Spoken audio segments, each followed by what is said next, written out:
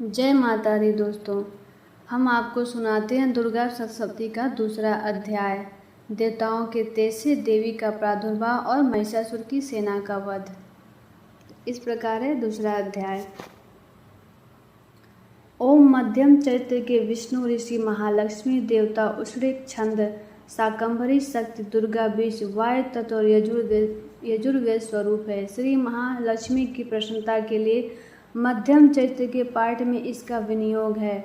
मैं कमल के आसन पर बैठी हुई प्रसन्न मुख वाली महिषासुर मर्दिनी भगवती महालक्ष्मी का भजन करता हूँ, जो अपने हाथों में अक्षमाला, फरसा, गदा, बाण, ब्रज, पद, धनुष, कुंडिका, दंड, शक्ति, खड्ग, ढाल, शंख, घंटा, मधुपात्र, शूल, पाश और चक्र धारण करती हैं। ऋषि कहते हैं, पूर्व काल में देवताओं और असुरों में पूरे 100 वर्षों तक घोर संग्राम हुआ। उसमें असुरों का स्वामी महिषासुर था और देवताओं के नायक इंद्र थे। उस युद्ध में देवताओं की सेना महाबली असुरों से परास्त हो गई। संपूर्ण देवताओं को जीतकर महिषासुर इंद्र बन बैठा। तब पराजित देवता प्रजापति ब्रह्मा जी को आगे करके उस स्थान पर गए जहाँ भगवान शंकर और विष्णु विराजमान थे। देवताओं ने महिषासुर के पराक्रम तथा अपनी पराजय का यथावत वृत्तांत उन दोनों देवसुरों से विस्तार पूर्वक कर सुनाया। वे बोले, भगवान महिषासुर सूर्य, इंद्र, अग्नि, वायु, चंद्रमा, यम, वरुण तथा अन्य देवताओं के भी अधिकार छीन स्वयं ही सबका अधिष्ठाता बन बैठा है। उस दुरात्मा महिष ने समस्त देवताओं को स्वर्ग से निकाल दिया है। वे मनुष्यों की भांति पृथ्वी पर विचरते हैं। दैत्यों की यह सारी करतूत हमने आप लोगों से कह सुनाई। अब हम आपकी ही शरण में आए हैं, उसके वध का कोई उपाय सोचिए। इस प्रकार देवताओं के वचन सुनकर भगवान विष्णु और शिव ने दैत्यों पर बड़ा क्रोध किया। उनकी भौहें तन गई, मुंह टेढ़ा हो गया। तब अत्यंत कोप में भरे हुए चक्र प्राणी श्री विष्णु इसी प्रकार ब्रह्मा, शंकर, इंद्र आदि अन्य देवताओं के शरीर से भी बड़ा भारी तेज निकला और सब मिलकर एक हो गए। महान तेज का वह पुंज ज्वालायमान पर्वत से जान पड़ा। देवताओं ने देखा, वहां उसकी ज्वालाएं संपूर्ण दिशाओं में व्याप्त हो रही थीं। संपूर्ण देवताओं के शरीर प्रकट हुए। उस तेज की कभी भी तुलना नहीं थी। एकत्रित होने पर वह एक नारी के रूप में परिणत हो गया और अपने प्रकाश से तीनों लोकों में व्याप्त जान पड़ा।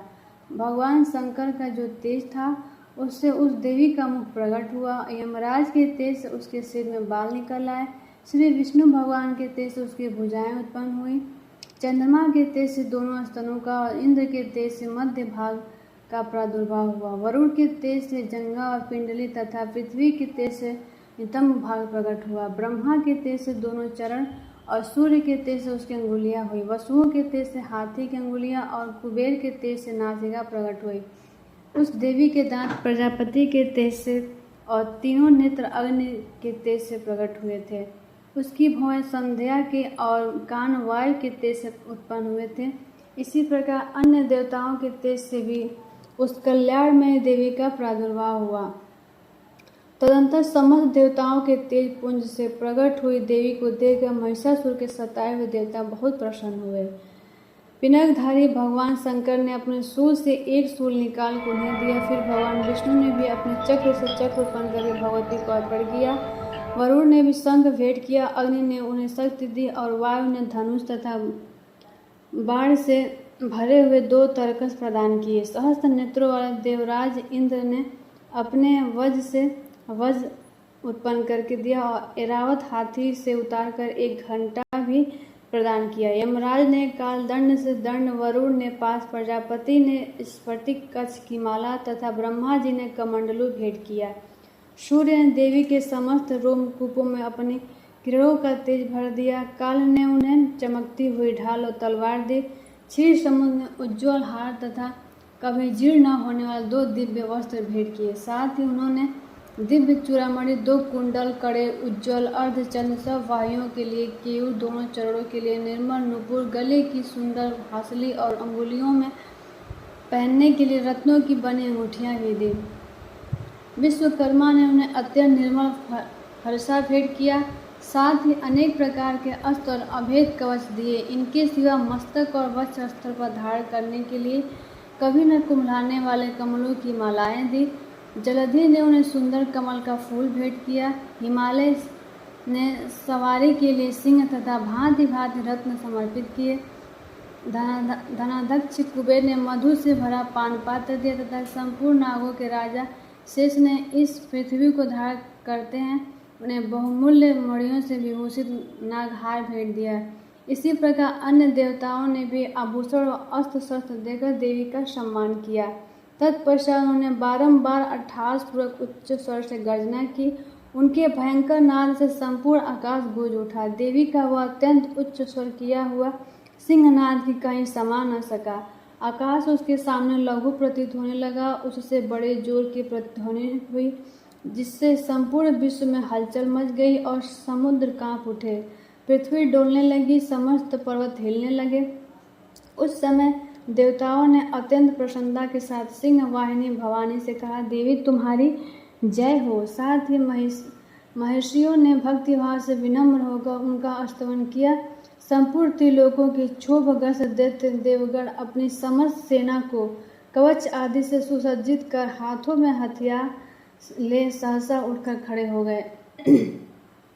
उस समय महिषासुर ने बड़े क्रोध में आकर कहा, आह यह क्या हो रहा है। फिर वह संपूर्ण असुरों से घिर कर उस सिंहनाद की ओर लक्ष्य करके दौड़ा और आगे पहुंचकर उसने देवी को देखा जो अपनी प्रभा से तीनों लोकों को प्रकाशित कर रही थी।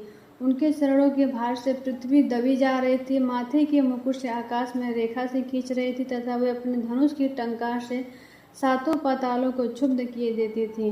देवी अपने हजारों भुजाओं से संपूर्ण दिशाओं को आच्छादित करके खड़ी थी।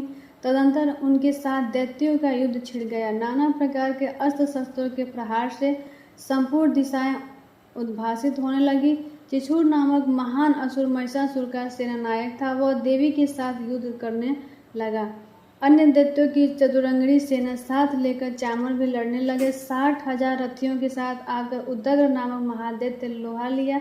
1 करोड़ रथियों को साथ लेकर महाहनु नामक दैत्य युद्ध करने लगा जिसके रोएं तलवार के समान तीखे थे। वह असीलोमा नामक महादैत्य 5 करोड़ रथी सैनिकों को सहित युद्ध में आ डटा। 60 लाख रथियों से घिरा हुआ बास्कर नामक दैत्य भी उन युद्ध भूमि में लड़ने लगा।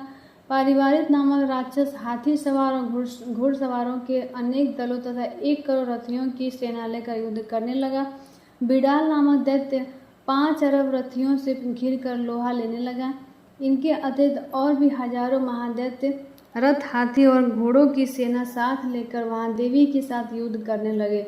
स्वयं महिषासुर उस रणभूमि में कोटि कोटि सहस्त्र रथ, हाथी और घोड़ों की सेना से घिरा हुआ था।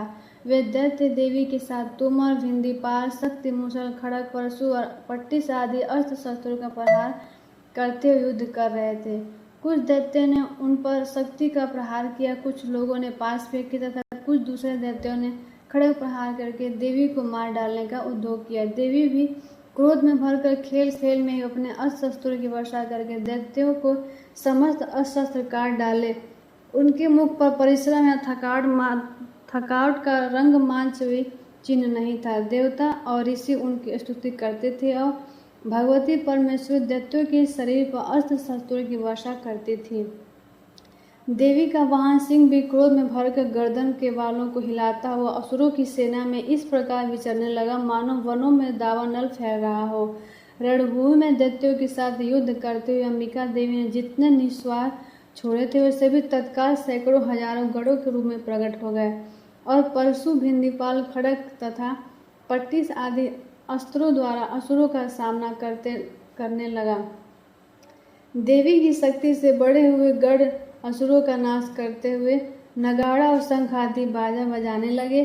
उस संग्राम महोत्सव में कितने ही गढ़ मृदंग बजा रहे थे। तदंतर देवी ने त्रिशूल से, गदा से, शक्ति की वर्षा से और खड़ग आदि से सैकड़ों महादैत्यों का संहार कर डाला। कितनों को घंटे के भयंकर नाद से मूर्छित करके मार गिराया। बहुत तेरे दैत्यों को पास से बांधकर धरती में घसीटा। कितने ही दैत्य उनकी तीखी तलवार की मार से टुकड़े टुकड़े हो गए। कितने ही गदा की चोट से घायल होकर धरती पर सो गए। कितने ही मुसल की मार से अत्यंत आहत होकर रक्त वमन करने लगे। कुछ दैत्य सूल से छाती फट जाने के कारण पृथ्वी पर ढेर हो गए। उस रंगागढ़ में वार समूहों की वृष्टि से कितने ही असुरों की कमर टूट गई। बाज की तरह झपटने वाले देवपीड़क दैत्य गढ़ अपने प्राणों से हाथ धोने लगे। किन्हीं की बाहें छिन्न भिन्न हो गई, कितनों की गर्दन कट गई, कितने ही दैत्यों के मस्तक कट कट कर गिरने लगे। कुछ लोगों के शरीर मध्य भाग में विदीर्ण हो गए। कितने ही महादैत्य जांघें कट जाने से पृथ्वी पर गिर पड़े। कितनों को ही देवी ने एक बांह, एक पैर और एक नेत्र वाले करके 2 टुकड़ों में चीर डाला। कितने ही दैत्य मस्तक कट जाने पे भी गिर कर फिर उठ जाते और केवल धड़ के रूप में अच्छे अच्छे हथियार हाथ में ले देवी के साथ युद्ध करने लगते थे। दूसरे कम्बद युद्ध के बाजों की लय पर नाचते थे। कितने ही बिना सिर के धड़ हाथों में खड़ग, शक्ति और रिष्टि लिए दौड़ते थे तथा दूसरे महादैत्य ठहरो ठहरो यह कहते हुए देवी को युद्ध के लिए ललकारते थे। जहाँ वो घोर संग्राम हुआ था वहाँ की धरती देवी के गिराए हुए रथ, हाथी, घोड़े और असुरों की लाशों से ऐसी पट गई थी कि वहाँ चलना फिरना असंभव हो गया था। दैत्यों की सेना में हाथी, घोड़ों और असुरों की शरीरों से इतनी अधिक मात्रा में रक्तपात हुआ था कि थोड़ी ही देर में वहाँ खून की बड़ी बड़ी नदियाँ बहने लगी। जगदम्बा ने असुरों की विशाल सेना को क्षण भर में नष्ट कर दिया। ठीक उसी तरह जैसे तीर और काठ के भारी ढेरों को आगे कुछ भी क्षणों में भस्म कर देती है, और वह सिंह भी गर्दन के बालों को हिला हिलाकर जोर जोर से गर्जना करते हुए दैत्यों के शरीर से मानो उनके प्राण चूने लेता था। वहाँ देवी के गढ़ों ने भी उन महादैत्यों के साथ ऐसा युद्ध किया जिससे आकाश में खड़े हुए देवतागण उन पर बहुत संतुष्ट हुए और फूल बरसाने लगे। इस प्रकार दूसरा अध्याय संपूर्ण हुआ। जय माता दी।